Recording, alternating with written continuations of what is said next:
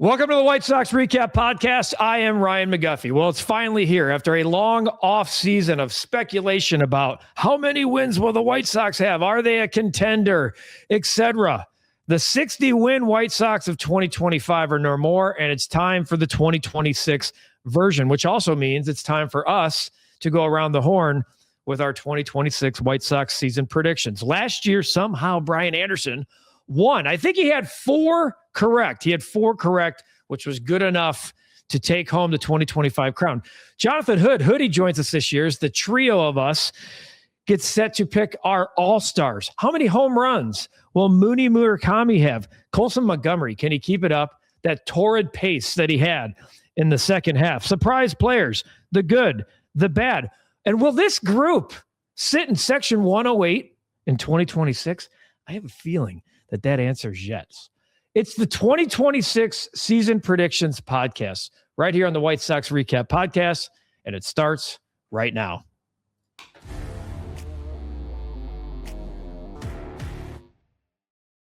All right, boys, it's officially here. I'm so glad that we're not talking about spring training and spring. Oh, look at Hoodie. He's already ready to go. Look at him. Chicago in the City Connect. You know, he's ready to put the Bulls to bed. But the City Connect jersey is on. We got the hat on. Boys, let's tee it up. It's finally here, the 2026 baseball season. Jonathan Hood. How about that, BA? Finally, we're ready for baseball, and I'm going to inject the 2026 season into my veins. I'm going to walk around with a White Sox IV for 162 games. You know why? Because I don't know if tomorrow's promised in Major League Baseball, so I'm going to enjoy this season for whatever it is for the White Sox. It's going to be a lot of fun. It's going to be a great ride. Well, Hoodie, I'm just excited that you'll actually get to complete a task, unlike when you do a Northwestern UIC game, and they're like, hey, man, good call today. We'll see you next time when we shut it down in the 7th. Some lights at Miller Park in Evanston would be really nice. A lot of money there. Maybe put some lights up. That'd be good. I got all my money in Evanston. Don't worry about the other stadium 200 yards away that could light up the entire city. Just other than the 4 baseball lights, they would need to complete 9 innings during the day. All right, boys, we have plenty here. I have 13 or so predictions. You want to dive right in? Sure. Absolutely. All right, I'm going to tee you guys up. Let's just go the way I see it. We'll go Hoodie, BA, and then I'll finish it off, and we'll go to the next topic. We're going to start 2026 with the way 2025 ended, and that's with Shane Smith leading the rotation in probably the most unpredictable way. A year ago, the guy made the team, and we were like, hey, what a great story. We didn't know he'd go on to an all-star year where he finished 7-8 with a 3.81, led the staff in innings with 146 and a third, and the staff in strikeouts with 145. So I ask you, can he do it again? What will Shane Smith's stat line be? Record ERA and strikeouts in 2026, Jonathan Hood. That's a 9-10 record for Shane Smith with 135 strikeouts and an under 4 ERA. Sign me up. Hey, Hoodie. Listen, Guff and I get a little serious towards the end here. I need to dial it in on the ERA a little bit. It's very vague. That gives you a full point. Yeah, we like detail. A 3.98 ERA. That'd be under 4, BA. Is all right? Now, hey, we're trying to win points here. Bob Barker your ass if you go over. Like, you know. $1. Come on down, Rob Roddy. 3.98 ERA, BA. All right. Mine, I'm a little more generous for Shane Smith because he treated us. Of course you are. 10-7 with a 3.2 ERA and 150 strikeouts. How many strikeouts? 150. Did you say 3.2 ERA? Sorry, 3.28. All right, fine. Well, we'll see him if that's the case. If that's the case, we'll see him in a different uniform in August. So, just saying. All right. Well, I have Shane Smith as an 11-game winner, 11-9 with a 4.04. I'm going to be the guy that inflates the balloon a little bit, but I'll take an 11-9 with a 4.04. The White Sox haven't had a 10-game winner in a couple of years. Think about that. So that's where I'm going there. In terms of strikeouts, I think he's going to have a little bit more than the 146 and a third innings pitched this year. Quite frankly, with the depth of the staff, and we've talked about this, They need him to get more in that 165 threshold. So I'm going to go 156 strikeouts, 11 more strikeouts than last year. But if the three of us clearly are saying what I've learned in this prediction is that we believe in Shane Smith to be the guy that can put 2 seasons together. The hope is that is a complete season in a White Sox uniform. Okay, well, I think you're teasing. That's a tease in this business of a potential prediction that we have later in the program. So we'll bring that back. I'll bring Shane Smith back when we get to that prediction. Let's go to prediction number 2. We saw what Coulson Montgomery did last year. 71 games, 21 homers, 55 RBI. His slash line, a little all over the place, 239, 311, 529 slug, and 840 OPS. Guys, just to put this into perspective, I want people to hear this. These are the numbers if you projected it over 162 Coulson Montgomery was on pace for last year. 48 bombs and 125 RBI. So here's the question. Speaking of guys who can put it together back to back, I ask you, I'm going to go old school with this slash line because now we hear so much about average, OBP, slug. I want the average homers, RBIs for Coulson Montgomery, Jonathan Hood. That's a 245 batting average with 28 homers and 95 runs batted in. Ooh, interesting. I like the heavy RBI total. Well, here's the thing. My hope is that early in the season that there's ducks on the pond. That algorithm, that number you gave, the projection from last year, the computer didn't know how bad it was in one-run games, and that there was the penchant to hit solo home runs with nobody on base. It sounds good if you have a good baseball team, those numbers through 162, but when you have no one on base, you're not getting those RBI numbers. You're just not. But I feel like that RBI number and the batting average, did I say 245? Yeah. 245, that's kind of part of the team. It's not necessarily against him. It's just about the ball club. Well, we know average isn't what it used to be. Like if you're telling me the OPS is in the 840s and above, I can live all day. There's other guys I need to hit with for higher average than if Coulson Montgomery's driving in 95. I'm just fine with that. BA, what do you got? I had him at 245. Triple crown? I had Triple him crown at winner? 245 too, so I'm just going to change it. I'm just going to put 244. I got 244 with 22 homers and 70 ribbies. Not that I think he's going to have a down year. It's just with the full season, a little bit more pressure, coming on him because they have a much better team this year, a much more exciting team. I think that he's going to have to get through those tougher times like in April, and I'm hoping he doesn't, go down a skid, but it's inevitable. You're gonna get leaned on a little bit at some point. Some of these guys are going to really start attacking him.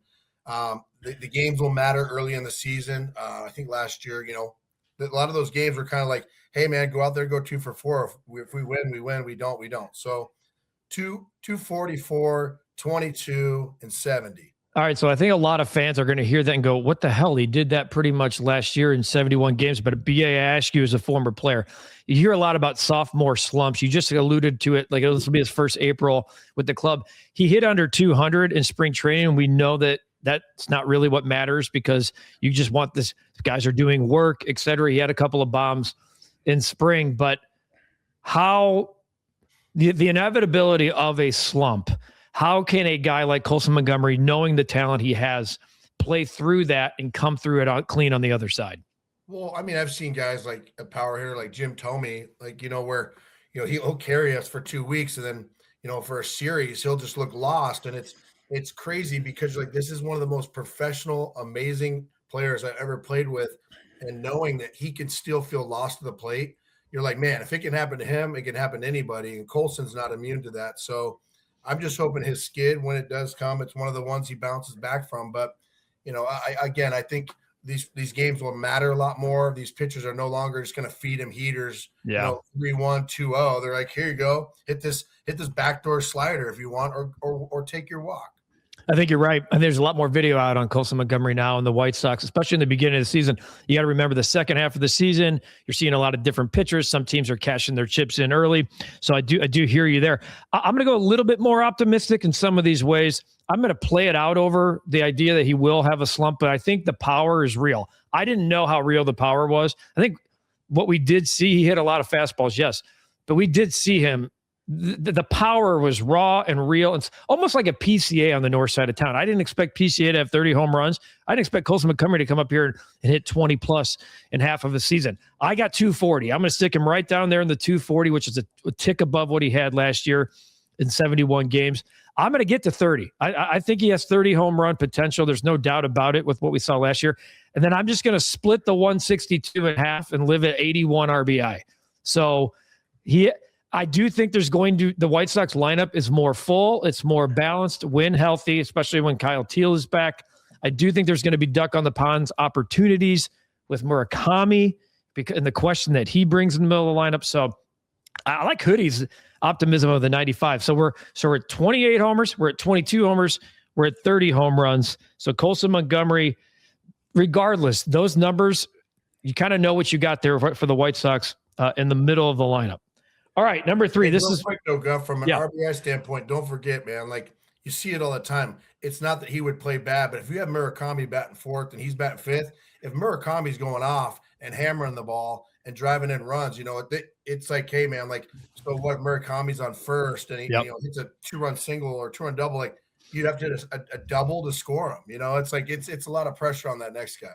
It's what BA talked about. I might be over my skis from a home run standpoint, but if nothing else, if they're not giving him stuff to hit, if they're pitching him on the corners, he has to readjust. He got to readjust with those wrists, those hands, and to be able to pull the ball. And maybe it's RBI opportunities more so than home runs, but I feel like he could be able to drive the ball. Singles and doubles, just as good.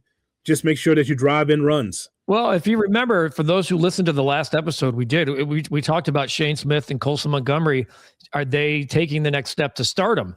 And we heard from Coulson Montgomery, Hoodie, say exactly what you just said. You were clapping when you heard the soundbite because he talked about, sometimes I just didn't need to do too much. I was so worried about that before he went to Arizona that he knew in an 0 for 4, he can come up. It's like, all if I need to do is move that guy over. That's the same mentality he could have going into the season where, let's say he does get off to a quote-unquote cold start in April, but if he's going 1 for 4 and he has a sac fly RBI to drive in a game when he's not feeling it, that's a guy who's figuring it out on the fly. Let's get to number 3, which if you're a fan of this program, you probably know this one. This one might be one of my favorites. So he's shaking his head. This is a fun one. So we know about Luis Angel Acuna. I think Fangraphs did the projections for team rankings in the outfield. The White Sox ranked 28th, 29th, and 30th in left field, center field, and right field. Luis Angel Acuna had a great spring. I know I talked about spring, how it doesn't matter. I think it matters for some guys. The Luis Robert situation, I hope it's the last time I bring him up. You know it won't be. Did you notice the guy barely played in spring? I mean, they're slow playing him. They're saving his legs. So I ask a legs question. Who will have more stolen bases? Luis Angel Acuna for the White Sox or Luis Robert Jr. for the New York Mets? Luis Robert had 33 a year ago. Jonathan Hood, keep me laughing on this one. There's no question that it's going to be Acuna. I expect him to be that's my center fielder. That's my guy. There's no one else in the roster I want to play center field in Acuna. And whatever mistakes he makes, BA as a young player, whatever, I just like the name on the back of the jersey. There's some lineage there where I think that guy can be able to get the job done. I believe Acuna will be healthier than Luis Robert. Duh. So I think that when Acuna gets on, draws a walk, puts his elbow out there and gets hit by a pitch, he's getting second base because I think the aggressiveness of the Sox will show this year. So I'm going with Acuna with more stolen bases than Luis Robert. See, I'm going to go with Luis Robert only because he wants to cause turmoil and stress in Guff and I's life. He's going to have weird if he goes off this year, then he's up for a major contract and he's going to be healthy. He's not. He'll just get his option picked up. It's great. I know, but listen, hey, every year he's like, wait a minute, no matter what I do, they're going to give me $20 million. What if I try hard? So I'm just going to go with Luis Robert just because he likes to mess with Guff and I. Yeah. Oh my God. Yeah, there's no shot on that. To take one from your morning show with Cap, I got no shot. I'm with Hoodie on this one. This is Acuna to me quite comfortably.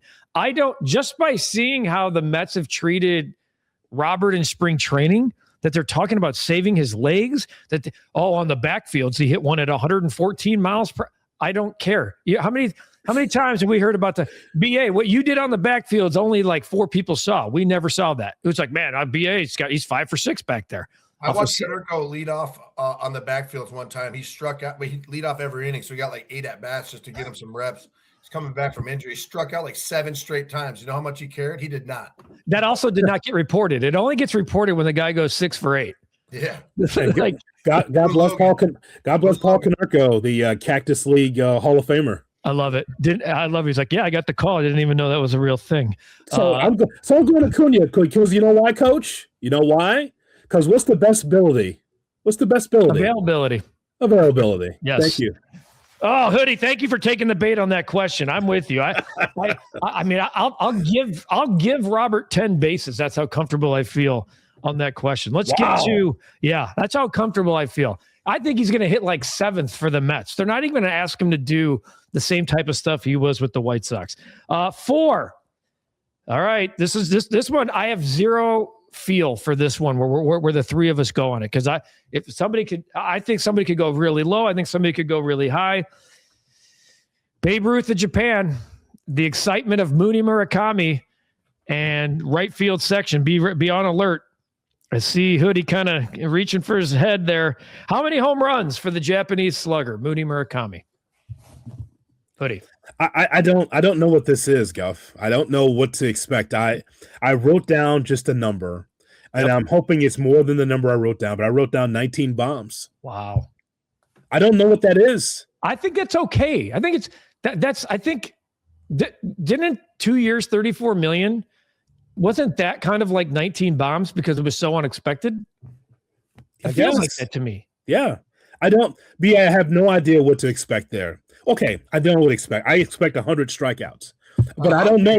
But I don't know the rest of it, though. I have no idea. A quality first base and maybe 100 strikeouts. I have no idea what the rest of it is. I hope it's great. I hope he plays over his skis, and that is the steal of the century for the White Sox. That's the hope. Yeah, even if it's anywhere around that, man, it's still a steal. I have him leading the team in homers with 23. Okay. So you have Coulson with 22. Mooney with 23. Okay. Yeah. By the way, like that's not crazy. I mean, like look at the home run leader for the White Sox the last couple of years. I mean, that you're looking at that number. No doubt. Yeah. Why is it 23? Like your experience with guys making the jump from whether it's Japan or Korea, wherever it might be, what's the biggest hurdle for Mooney Murakami? Well, I mean, look at when he goes back where he played, I think for Yakult, right? I mean, when he's there, it's like everything, it revolves around him, man. He's going to have to get comfortable with being like the White Sox are going to boo him at some point. And I guarantee you he's not used to that, the White Sox fans. So at some point he's going to be stuck over there at DH or first base or whatever, and they're going to be like, go back to Japan, you fucking suck. I mean, nobody's ever heard that, you know? I don't know. He could laugh it off. Maybe he might be like, hey, translator. No, but like, you know, he'll have the guys in Section 108 rallying around him and whatnot, but he could. I think he's going to bring that excitement, that fan presence, and he's going to hit home runs. But man, we all know what that looks like. You start getting those back foot sliders from power pitchers that he just waves over the top of, kind of like the swing where he already knows he's out. He's just like laughing. I mean, it could start to get real streaky real quick. I think it will be streaky. I expect it to be streaky. I expect.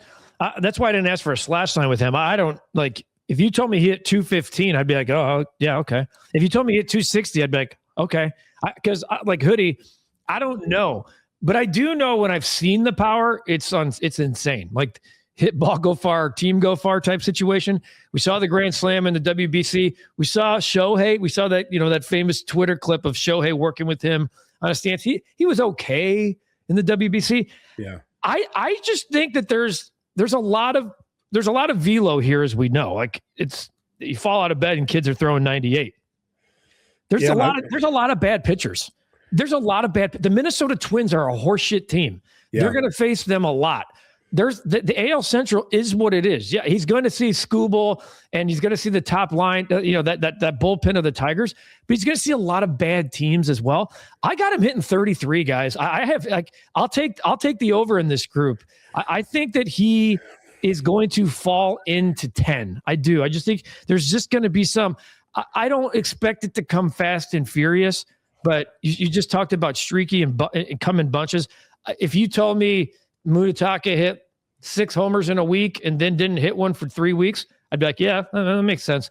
I just think no one knows, as to Hoodie's point, no one really knows. And everybody in baseball is like keeping one eye open because they're all curious if he's got it in there, if the home run king of Japan could come over here and do it. But no one wants to say yes definitively, and so it's up to him now. I mean, first of all, beating the Twins while the Twins are down is the greatest wet dream for any White Sox fan. Beating the shit out of the Twins over and over again, that would make me so happy. That's one. But two, with Murakami, it's what we talked about a few weeks ago. I don't know if this is your mean Mercedes. Right. I have no idea what this is. I guess we'll find out. Bases loaded 3-0. Does he have the green light? Is he swinging? I think this team respects their manager more than that team did. So, I don't know. He didn't understand your mean. He didn't understand the rules. Like, I can still swing at this, right? It's over how to play 3-0. Can I do that? Can I? No? Okay. All right. All right. So 19, 23, and 33. So I was right. Somewhere in between there. Hopefully he hits 40 and we're all just sitting here going, man, what a steal. You heard BA allude to Section 108. This just happens to be the next question on the predictions podcast. Oh. This has been long talked about. Social media, invites, we've been ships in the night. But will the White Sox Recap podcast visit Section 108 this season? Hoodie. Hell yes. It's not yes, it's hell yes. Multiple times. We have to hang out with them. It's one thing to talk on social media, but those are diehard Sox fans, like we're diehard Sox fans. So absolutely, we should mingle. We should be able to bring the forces, the mega powers of the Sox Recap podcast and Section 108 together as one. I think we should do that. BA? I have this fantasy I've been playing out with Guff. Write that down. Easy. And I think I have this situation, scenario where, I do a pre-post for CHSN, and after we do the pregame, Guff, you and Guff are already there. I shoot down, suited and booted, sweat my ass off, and go jump in with you guys for about 20 minutes. Well, I can promise you, Hoodie and I will already be there. Like that'll be, especially if you're doing the pregame. We'll be doing our own pregame show.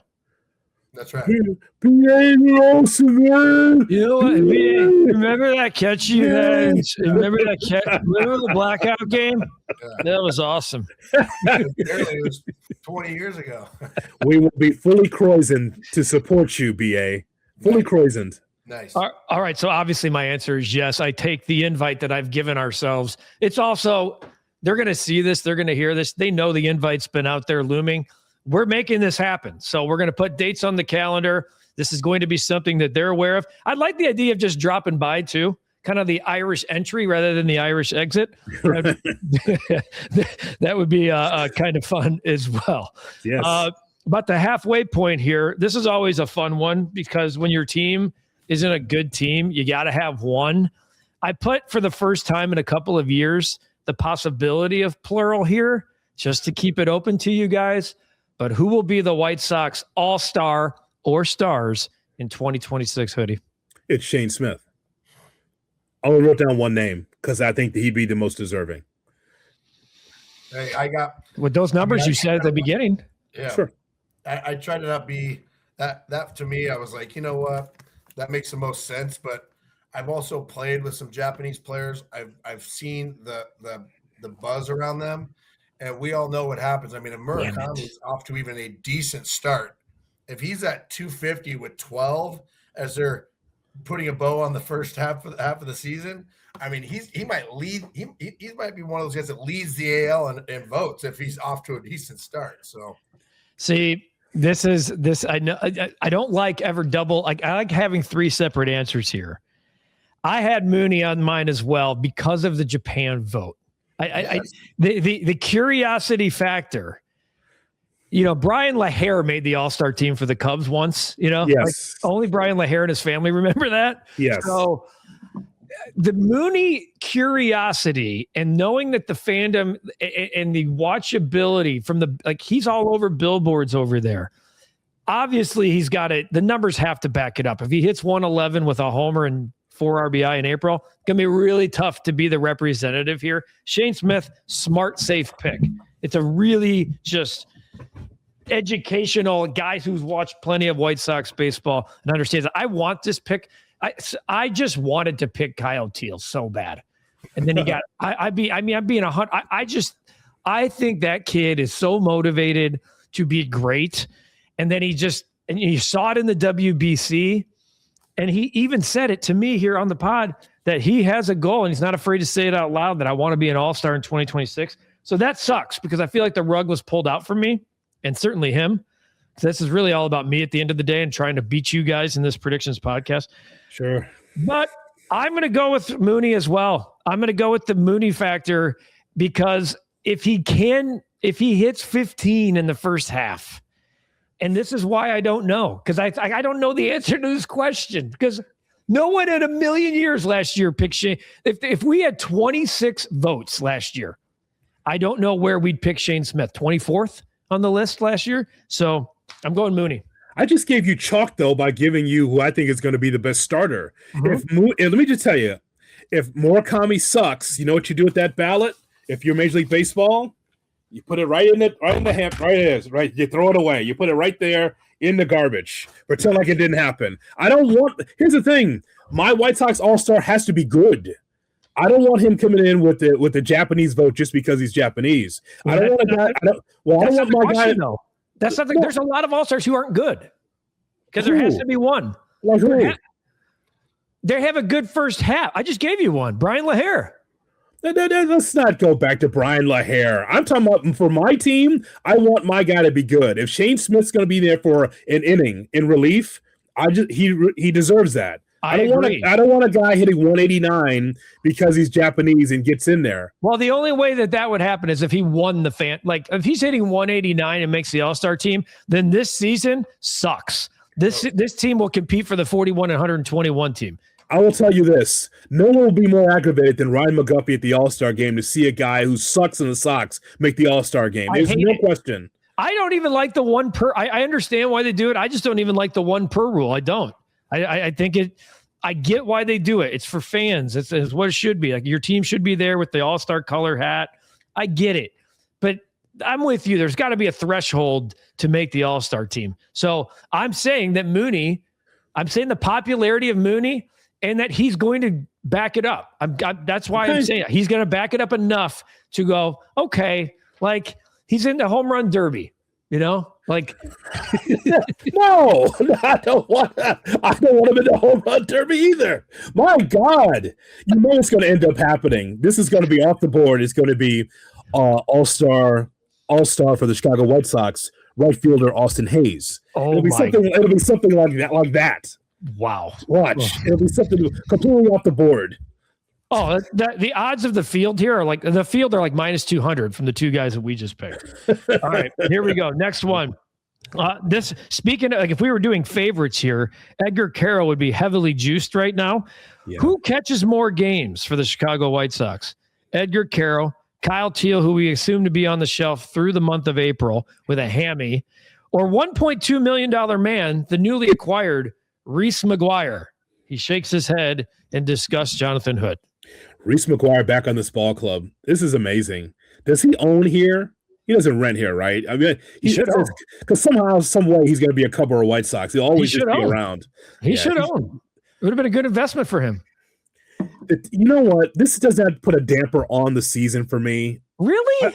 No, but I feel sad that Teal's not starting the season. Oh, I do too. It's not a damper, but it's just like, damn. It's a buzzkill. It's a buzzkill. Yeah, and it's a professional sports. It's a grind. Like it does happen. Guys do get back. I hate how it happened, though. I hate how it happened. Yeah, it just sucks. That's all. But you know what? He'll be. It'll be as good as a quality call up from the minor leagues when he comes up, though. He'll have that kind of feeling of, hey, shot in the arm, Teal's back. That'll be good for the White Sox. But I'm going to lean Carroll with the most starts. I'm the same, man. Carroll. I think that he's built for that. You could just tell when you look at him, you're like, this guy likes to catch. He likes to backdoor pick. He likes to stand up, throw the ball back hard to the pitcher and give him an attaboy. I mean, I just think he's got that catcher's mentality where Teal's like, I'm a great baseball player. I'll play kind of anywhere. I'll catch. I'll DH. I'll do whatever it takes to get on the field. Carroll's like built to catch.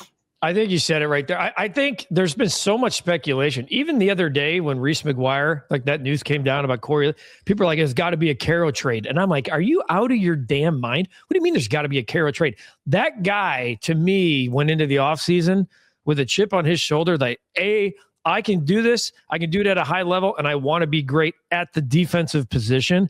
And if the bat's good too, well, he was killing it in spring training for a while offensively. You saw him, the pop and pick from behind home plate. Look, it's almost a layup question, it feels like, but we don't know with injury, et cetera, hamstrings. Kyle Teal's probably the best athlete of that's not a big statement. You just said it, BA, about his ability to be versatile, and they're going to try to find a way to get Teal and Carroll going at the same time. This feels like Edgar Carroll, to me, is a catcher of the future, and Kyle Teal is a big part of the future. We just don't know where yet. With the ability to, remember when Schwarber was a catcher and they just found at bats for him? I'm not comparing Teal to Schwarber, but I'm comparing him in that way. It's like, if he's that good offensively, we'll find a way and let Edgar Carroll just cook behind the plate. And people forget Edgar Carroll's 2 years old. So I like Edgar Carroll as well to be the man behind the plate. Remember when Carlton Fisk was a catcher and they put him in left field? Yeah, Tony La Russa for that. Yet the guy who did it. So I'm clear about Corey Lee. What is his future? What happened there? Was he having a good spring? He was, and he's loved in the locker room. That one I tried to do some recon on. I don't think until he's actually gone, I don't know if anyone's really willing to spill the beans other than Will Venable has a history with Reese McGuire and felt more comfortable clearly about game plans. I don't know. It's a weird, wouldn't you have made that move like earlier in spring? It's a weird thing to me. Yeah. BA, what happened there? Do you know what happened to Corey Lee? You know what? I've been there before, man. There's nothing worse than being kind of that 4A type in-between player where you're trying to get some opportunity and they sign like a vet and you're like, what the fuck am I doing here then? Like, what do you want me to do? Just burn down here? So let me tell you this, a lot of a minor league or future big leaguer struggles can be remedied by just playing off the charts well and having a good attitude. And at that position, if you stay healthy, you're going to get an opportunity. So, hopefully just stays a professional about it because there's 29 other teams that would gladly take another catcher. Yeah, I mean, this is the first time in maybe my life the White Sox have been this rich a catcher. And for those who say, well, Corey Lee's tied to the Rick Hahn, front office, so is Edgar Carroll. Okay, yeah. Edgar Carroll was acquired in the Giolito Ronaldo Lopez trade. So this is not about like regime change. Chris was part of the old regime. This is about best player and right fit. And I'm sure the story will come out, their full story. Corey Lee's going to land somewhere, whether they may DFA him and then trade him. He's going to get traded, I think, at some point, probably for a flyer. All right, this is a fun one, too. We know about Noah Schultz and Hagen Smith, both who had like such high promise last year and then had injury issues throughout the season. Both showed signs of greatness, and I think they're going to be big parts of the White Sox rotation going forward. First to be called up and when, Noah Schultz or Hagen Smith. Now, Noah Schultz might have an early lean here as Hagen has been slower to get going. And Noah Schultz I like when somebody puts on 20 pounds of muscle. Who calls up? Who's called up first and when?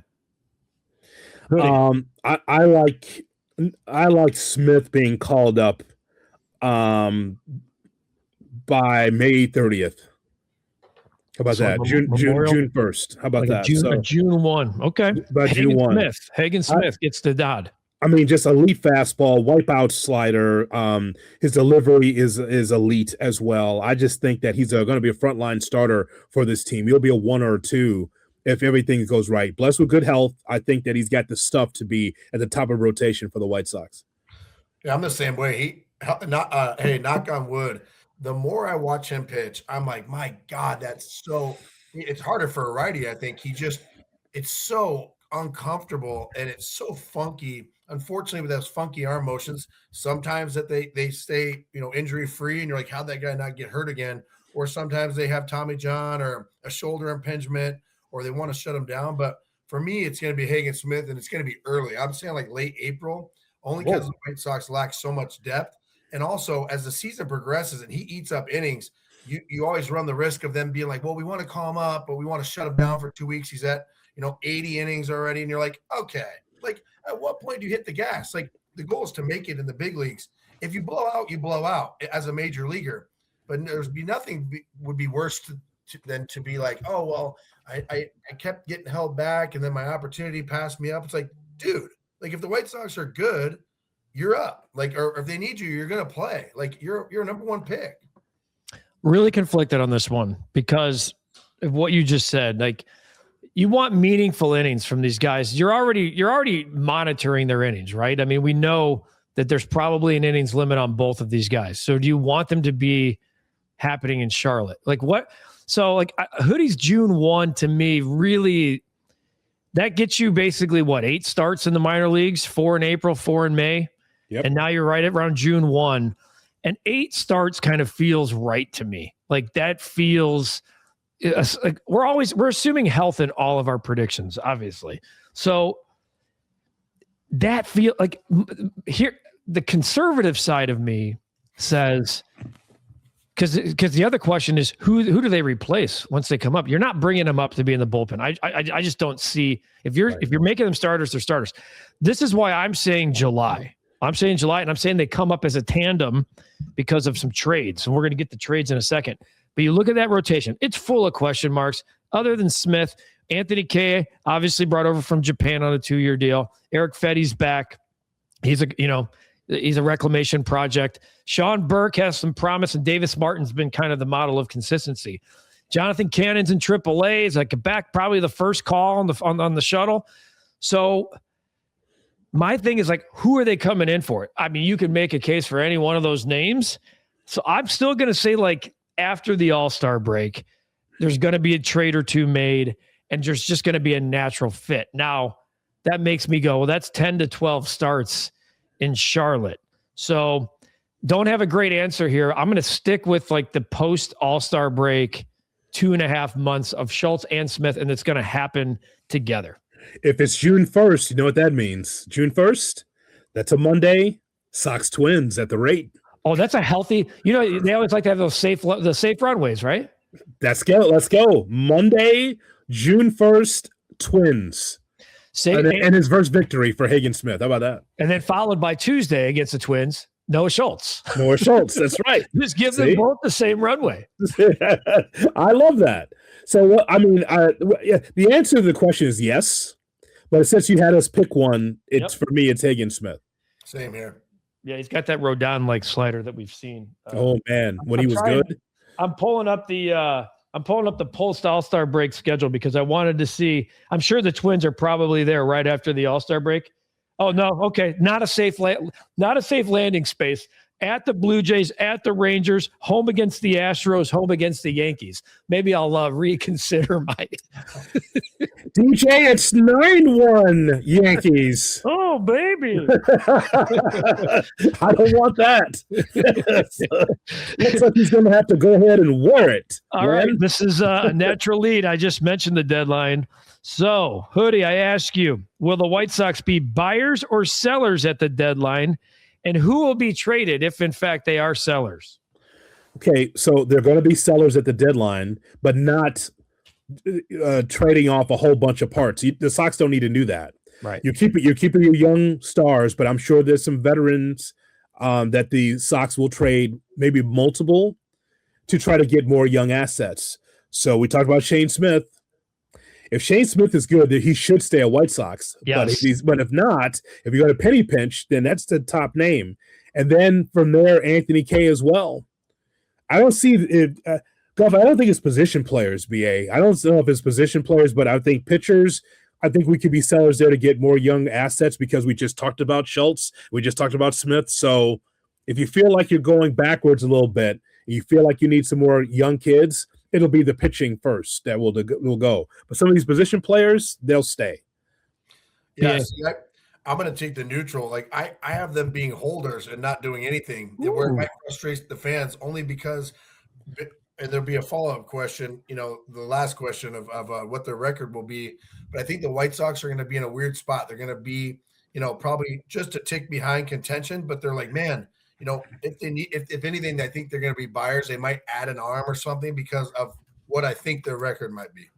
Oh, did you say a tick behind contention? Is that what you said? Okay, followed by they will be buyers. Well, contention right now looks, all you got to do is get in that play-in game, man. Like that's contention. All you got to do. They've won 101 games in 2 years. Hey, just wait. Hey, follow-up is due here shortly. Wow. All right, so I'm gonna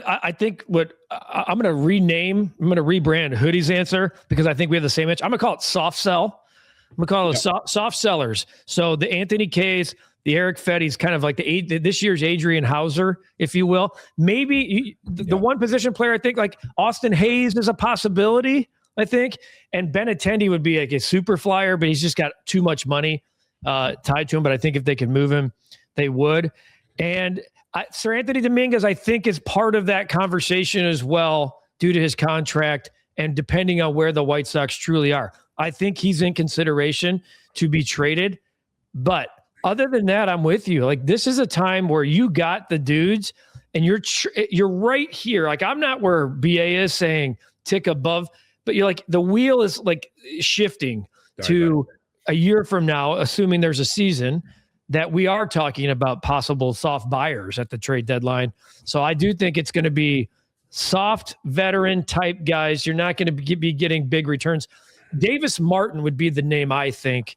More, you said Shane Smith. I think Davis Martin is a guy, and I love him. Very underrated model of consistency for the White Sox. A really good number 3, eats up innings, takes the ball every 5th day, and is as reliable of a starter as the White Sox have had the last few years. I actually think he's a pretty attractive piece for a team looking for depth that's in contention. So that would be my name that probably could bring back some type of return. If you look at his age and where the White Sox are, you can make an argument. You got to keep more Davis Martins, but he seems to be more of the guy that fits the bill if you're looking to move on from players. Well, if you're just a tick away from contention, you go through this lockout, then you come back and just get Albert Bell for 5 years, $55 million, and you're set. That's it. That's all you need. Lead the team in homers. Yeah. Your former owner, Jerry Reinsdorf, was the one with his shoe off, pounding the table during the 94 strike, saying, we've got to be able to control this cost. The spending is over the top. And then as soon as he says that, he walks out and signs Albert Bell, 5 years, $55 million, and just fucked all the other owners. Got ahead of everybody else. You recall this, Cup, do you not? And, do I recall it? Yeah. The 94 strike flat out ruined my childhood. Like, it ruined my mid-teens Ryan McGuffey. All the shit that McGuire and Sosa have gotten and paid their penance for 20 years, there's not enough thank yous for those guys that brought people like me back to the game, because they knew what was going on, and that sport needed it. And if they allow this to happen again, and Jerry's going to be in the middle of these talks, by the way, still here for it. Yeah. And if they allow this to happen to the sport now, that actually is growing, even though viewership and trying to figure out where the game is at an all-time chaos and confusion, 18 to 34 demo is at an all-time high. And if you allow that, because players are actually marketing themselves and the sport's allowing it for the first time, if you allow that to be shut down, shame on you. And you get what you deserve. And that would suck again as 46-year-old Ryan McGuffey and not 14, 15-year-old Ryan McGuffey to have that taken away from us again, because we've talked about this, Hoodie and BA. They got us. Our demos, like, we're always going to come crawling back. Oh, baseball's back. Yeah, you got me. But in terms of everybody else, they are gone. Guys, kids aren't even watching the game. They're watching it as quick as they can on the recap and on TikTok and the highlights. That's what they want to see. So don't ruin that. Sorry to go off on a tangent there, but you got me all 94 fired up and Albert Belled. You haven't found me. Yeah, Sox would have beat the Expos in 6, by the way, in 94. It's just I want to do at some point, and I know Frank's name has been public the last 24 hours here. Frank's 94 season, talk about a season that's not talked about enough. I challenge someone to go. That season is it is one of the top 5 seasons in the history of the game. It is stupid what Frank was doing that year. It's But how do you have in 113 games a 300 average, 30 plus homers, 100 RBIs, 100 runs, 100 walks in 113 games? Good luck. Imagine if you did that hitting cleanup. What's the next question? Instead of leaving it for fucking Maglio. Next question. Be careful over your shoulder. Be careful. You can answer both. We're going to knock them both out in one question. We got surprise player good, surprise player bad. Jonathan Hood, what do you got? Surprise player good, Acuna. Surprise player bad, Vargas. Oh my God. Or Benintendi. Or Benintendi. Like, I mean, it's just like that's what it is. I don't even know if that's a surprise anymore, though. Benintendi. I think so. Benintendi, he's going to be my surprise player good, only because for us, from a good standpoint, 260, with upper teens, 20 homers, 60 RBIs, leadership in the clubhouse, playing 100 plus games. I mean, that's going to be a surprise good for us. Or it makes maybe he's the best case scenario. He's a surprise good because he gets traded, and then we don't have to talk about it anymore. Who's your bad? I mean, for bad, for me, I was just thinking everything this year with the White Sox is going to be we're going to be pleasantly surprised. So I think there's just going to be more guys that are stepping up than being to be bad. The expectation isn't really high from an individual player standpoint, other than the two people we talked about, like Coulson and Murakami, right? I think and I don't want to tell Hoodie, I don't want to say surprise good with a Mydroth because he'll freak out because he's like, he'll be good. Yeah, we're not surprised by that. Hoodie and I we're Mydroth guys. Yeah, this is my Mydroth. I expect him to be good. So okay, all right. So you just DHSN approach. Nobody's bad. So you're not gonna say Sean Newcomb. Okay, go ahead. Well, I mean, let's just DHSN approach. Hey man, no, it's all good. 11 and like 48 RBIs. Hoodie's gonna be throwing the confetti with you, and I'm gonna be like, that is like the most average season ever. All right, I'll answer the question. I'll answer the good and the bad. I'll do both sides. The good, here's what sucks. So other than full disclosure here, other than I do give the guys all had the topics prior to we doing the podcast, but then we saved the answers for the surprise element here. I know I have 26 options, but if I told you that my surprise was Luis Acuna and my bad was Miguel Vargas, you might not believe me, but it is. I'm going to be, for the sake of being different, because I think the Acuna ones. I'm high on Acuna. I just think he's out from the expectation of being the New York Met high prospect and being the little brother in the division to like kind of being like the no one talks about guy in Chicago, and allows him to just go out and do things. Talk about no expectation, BA. There is zero expectation on this guy. It's all about, that's the guy that they got in the Robert trade. Okay. So I'm going to go Grant Taylor though. And I'm leading to another answer. I don't know about a surprise. I think he's got expectation. I'll go Grant Taylor for my good. My bad is I think this is the last hurrah for Miguel Vargas. I do. And it might not be fair to Miguel Vargas to pick him in this answer in this spot.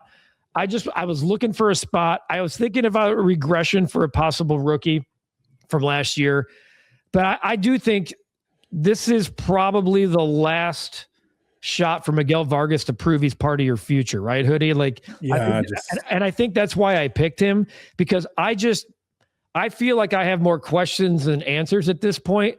And like, can he do enough in 1 year to answer those questions? So by default, he's going to be my bad. Okay, so I just need him to get on base more. 16 homers and 60 RBIs is fine. I just don't see him being the future. And I'm not trying to throw a 26-year-old outside of the organization, but he just needs to really step up here. This is a proven season for him. I agree. Can he get on base and be more of a catalyst for the Sox? That's what I want to know. But let's talk about what's here's. I'll take the 16 and 60. I just don't know about defensively either at a position that's so important. And I look at the minor leagues and know who's coming, and we know Rock is part of that. Rock Chalowski's coming. Caleb Bonner's coming. Like Carlson's coming. The White Sox are going to be rich at shortstop for the first time ever. And you know what happens when you keep those guys? One goes to second, one goes to third. Coulson might move to third because you have better options that's short. So this is kind of an odd man out situation for me. I just don't. From a defensive standpoint, and BA, you've done games for CHSN. Do you see enough from Miguel Vargas to make sure like he's your third baseman going forward? Well, I think it's unfair for us to like really be too hard on him, only for the sake of argument. It's like, let's be honest. If there's a team out there that's like one of the better teams, he's probably not getting as many cracks at it as he did. And it's like, okay, he was able to put up numbers on a team that a couple of years that were terrible with no pressure, because they're like, who cares? Like, what's the worst that's going to happen? A contender that the games truly do matter. Like, you're not just going to throw somebody over at third base unless they can really pick it. I mean, look who I've seen in the past that's over there. I mean, I played with Joe Creedy, man. Like, one thing we never had to worry about was anything going bad over there defensively. So when I don't see elite defensive play, I'm kind of like, well, that team must stink. Yeah. Well, there's always going to be errors, we know, in baseball. But some of the mental errors the Sox can't deal with because of the lack of pitching that's on this team, especially relief pitching. I can't have 4 and 5 out innings. You know why? Because that'll lead to more one-run losses, which we're going to get to in a second. But that's the whole thing. I just need for them to pick it up and be stronger defensively. That way, you're just not going through these long innings because of mistakes at the corners. You want powers at the corners, but also I want great defense in the corners too. Yep. Yeah. If you want to have a chance and just have a good team and just compete at a high level, if you have you can have bad outfielders, that's bad. But if you have bad infielders defensively, it could be a long year. All right, so let's get to the last couple here, and we'll fly through this one here because it's going to lead to the one-run games question that Hootie just brought up. This has been kind of a fun question the last couple of years because there's been no true definitive answer, and the White Sox went out and spent $20 million on Sir Anthony Dominguez. I don't know if it's the default answer here, and it might be, but who will lead the team in saves? Hootie. How long is Dominguez is going to be here? All season or half a season? I brought him up as a trade candidate. I don't know. And Michael Kopech, two years ago, Michael Kopech led the teams in saves and was traded at the deadline. So could still be the guy. I lean Leisure, but I wrote down Dominguez, especially if he's going to be here for the long haul. He is the guy, and he'll have more opportunities than the closer last year. Jordan Leisure led the team with 7 last year. Leisure is a good backup candidate that I didn't consider. Go ahead. Dominguez is saying, I'm saying it's just the default answer here. Plus, like you start looking at your options, like what are they going to do if they're in a pinch? Call up Jonathan Cannon. Cannon's going to come up, light it up, be your closer. Grant Taylor. I mean, Grant Taylor checks the box as far as like stuff wise, but I mean, you're not putting an inexperienced guy in there that you certainly didn't give a lot of money to, unless you're certain he can get outs in the ninth. I do. So I'm going to, because I want to be different. I'm putting Grant Taylor here because I do think there could be a transitional type situation, and maybe there's a trade involved. I don't know. The only thing that I raise somewhat of caution, and that's why Leisure's might be a better spot here, is because I think Grant Taylor is going to take the role of Mike Vassell. That's 100 innings that you need to figure out how to replace. That dude had a lot of multi-inning outings, and now he's gone, and you didn't really replace him. And I think they're relying on Grant Taylor to be a multi-inning guy. But I think there's going to be situations where Will Venable isn't going to be locked in to the 9th inning with Dominguez if 2, 3, and 4 from the Blue Jays are coming up in the 8th. And so I think we could see a situation where Dominguez could have 15 saves and Taylor could have 12, or Leisure could have 12. I to be honest with you, I would love nothing more than Dominguez to have like 34 saves and he's here for the whole year. And I know that's insane. It's insanity, but to know that they can work backwards and everyone's locked into roles, I think that would help Will Venable, which leads to the next question. White Sox in one-run games. The last 2 years, 28 and 65. I'm going to repeat that. The last 2 years, the White Sox are 28 and 65 in one-run games. They were 15 and 36 a year ago, worse than the 13 and 29 of 2024. So they went out and spent the $20 million on Dominguez. At least the back end with Taylor and Leisure feels a little bit more solidified. I think we know a little bit more about Taylor and Leisure. You mentioned Cannon, and don't laugh it off. I actually think his future could be like a nasty seventh inning guy. So 15 and 36 a year ago, Jonathan Hood, White Sox in one-run games this season. The Sox will win 25 one-run games. Wow. That's a big that's a massive jump. Massive jump from 16 last year.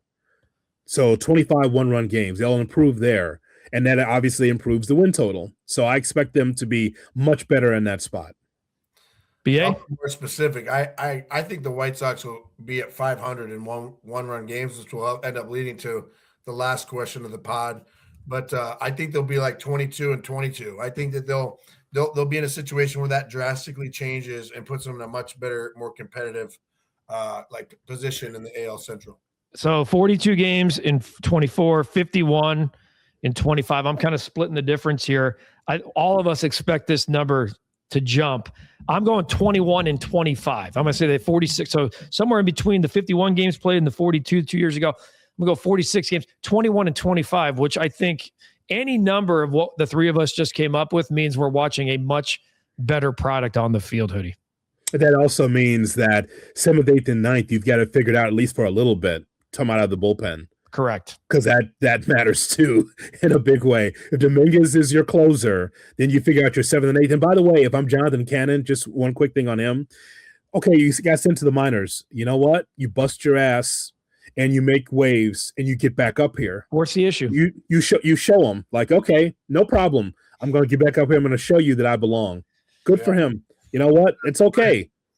Move, I think he's got enough moxie. He's got enough moxie too to understand like going to AAA isn't necessarily for the Knights, it's for him. You know what I mean? Like he's not there trying to win games for Charlotte. He's there trying to get his ass back to Chicago as soon as possible. Yeah. And by the way, Grant Taylor, lousy name for the closer. Got to have something with some flourish, like a Leisure or like Sir Anthony. Sir Anthony. Yeah. Grant Taylor, that's your banker. It really is. If you haven't filed your taxes yet, Grant Taylor will be your. All right. For the last one, we know what the answer is going to be, or we know what the question is going to be. Yes. The White Sox, 41 and 121, 19 game jump a year ago to 60 and 102. 19 games, almost 100% of the times winning your manager of the year. Like 19 game improvement almost never happens. But when you have 41 wins, you know, there's only one way to go. All right, so where are we at, Hoodie? The White Sox record in 2026. Okay, 2026. This, look it up, my friends. No, not looking it up. Absolutely not. He's got it on the yellow pad. I know he does. Yeah, of course it is. That is. You see that? Straight. Does that come up? 70. That's a 70-win ball club. 70 burger. That's a 70-win ball club for the the American League ball club. The Chicago American League Ball Club will win 70 games this upcoming season. A 10-game improvement. That is a 29-game improvement under Will Venable. Yep. And we'll get Manager of the Year votes. Really? With that improvement from one to the other, yeah. Okay. It might be just one. It might be you. Like a 4th or 5th place vote or something like that. Yeah, but he'll get one. Absolutely. Okay. Merkel will get it to him. Yeah. I'm going to separate myself from the pack. And I'm going to say that the U.S. American League Chicago sports team is going to have 80 and 82. I'm going to have them. They're my 2025 Reds. We've talked about this. I can't talk shit, Guff. I said, can they be? We want them to be. Can they be? But you're saying yes. But in order for them to be, you can't be in the 70s. So 80 and 82, they're going to be right up there. Hoodie, we're laughing now. But you know what? Hey, what's the point of doing this podcast if you don't separate yourself? I love you. I love that we have the. That's great. Yeah, if we all said 69, 70, and 71, everyone's like, okay. 80 and 82. Man, I hope so. Then you know what? Then you're right. There might be a soft fire. We'll see. All right, so I will say my record is they're going to go from the 100-loss plateau. They're going to skip 90s. They're going to skip the 90s, but they're just going to be 73 and 89 is what I have them at. So me and Hoodie are like right there. I got them like staying out of the 90 loss situation.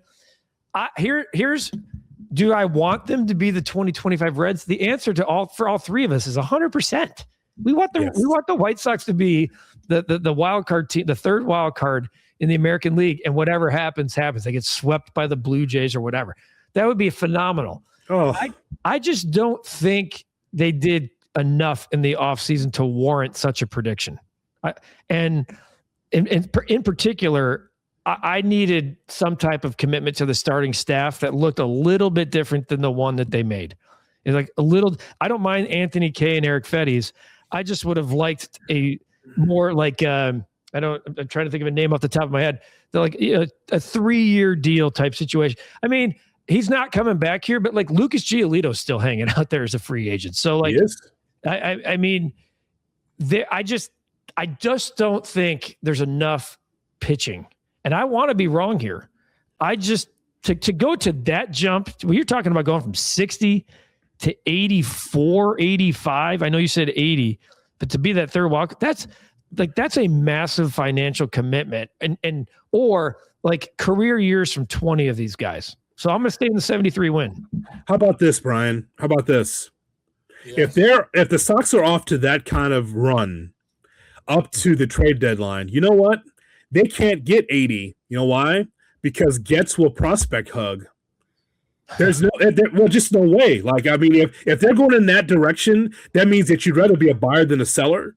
Yeah. So if you get there, Getz is going to say, well, we're not ready for that yet, because they know that 80 and 82 does not get them in the playoffs. No, and so even if you get there, you can't get to 80 wins because he's tamping it down to a certain level. The other thing is that when Terry Francona manages, it's already a +5.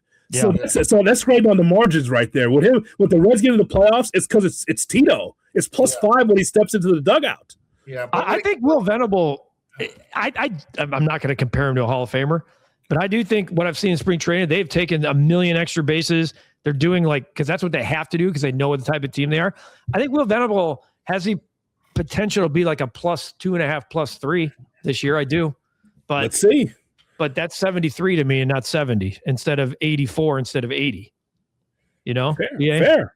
Yeah, I mean, I just tell you, my default whenever we talk about trading and should this guy get this and should they hold him back, and I'm like, would it kill a team that breaks camp with the occasional up and down guy call up, maybe last minute trade at the deadline? Like, would it kill a team and its nucleus to actually perform and do their fucking job? Like, seriously, and we're making excuses for him. I'm guilty too, but there was a time in Major League Baseball where they're like, hey man, you guys have all earned it. This is our product, and the product is good. It doesn't spoil. You don't need to add and shift 50 things out of the fridge. Like, dude, go play and beat teams. It has happened before. They have broke camp and been like, man, they really overachieved. Like, why not them, Yeah, I mean, that's the 2005 White Sox, of course, a veteran-laden team, but we'll see. We didn't talk about BA. I probably still owe you lunch for this, but whoever wins this, what are we putting on the line here for us, boys? It's Chicago Cut Steakhouse, of course. Of course. Yeah, I'll bring out the card. It's on the David Kaplan special omelet at that restaurant. So here's the thing. It's Chicago Cut Steakhouse, but we pay with cash, our own cash. I like it. None of this sleight of hand, none of this shell on the L kind of situation. None of that bullshit. No. Let's not do that. Let's not do the 3-card money. Let's just get the cash, old school, and put it right in the little billfold for the lady. Thank you. Bring me back my cash. Say we don't need anything. We're good here. Yeah. Bring me back my cash. White Sox and you don't want to cash or prospect or make a last minute trade. Like, we can actually go to dinner, eat, and be like, high five, see you later. Great. Yeah, 100%. All right, that's what's on the line. So I didn't tell you that beforehand because I didn't want you to really do any type of deep research, even though I know we did. And a couple of us have the same damn answers, like Murakami to go to the All-Star game, which I'm reconsidering 65 minutes into the podcast. And then you and I have the same things about a couple of the players. We did. I'll take Taylor instead of Acuna just to be different for the surprise player, but I'm not changing my Vargas. I think I've talked that into existence. So yeah. And lastly, is Lenine Sosa still on this roster? Good Lord. That actually should have. That's the bonus question. Is Lenyn Sosa on the roster? 20 plus homers. Where is Lenyn Sosa? I just want to know if he's still in the roster. And what does he do for a living? Fair question. Next edition of the White Sox Recap Podcast. Always fun, boys. This is literally one of my favorite podcasts of the year, and which also means that the next podcast we do, we'll be talking about real baseball, tangible baseball that we're watching with our eyes that counts for wins and losses. So until next time, for Jonathan Hood, for Brian Anderson, you've been watching and listening to the White Sox Recap Podcast here on YouTube on Recap. If you haven't done so already, join the 250,000 people who have already done so. Be a subscriber. Get the notification. Every time you get a new podcast or we drop a new podcast, you get the notification and boom, we are there for you. I'm just proud of Hoodie for never swapping out. For the first time ever, Hoodie didn't go to his second team, which is the Milwaukee Brewers. And why is that, Jonathan Hood? Because we're playing the Brewers. Duh. Because we're opening with the Brewers. That's right. Smart White Sox baseball fans unite. For Hoodie, for BA, we appreciate you watching and listening to this edition of the White Sox Recap Podcast. Bring back the palm ball.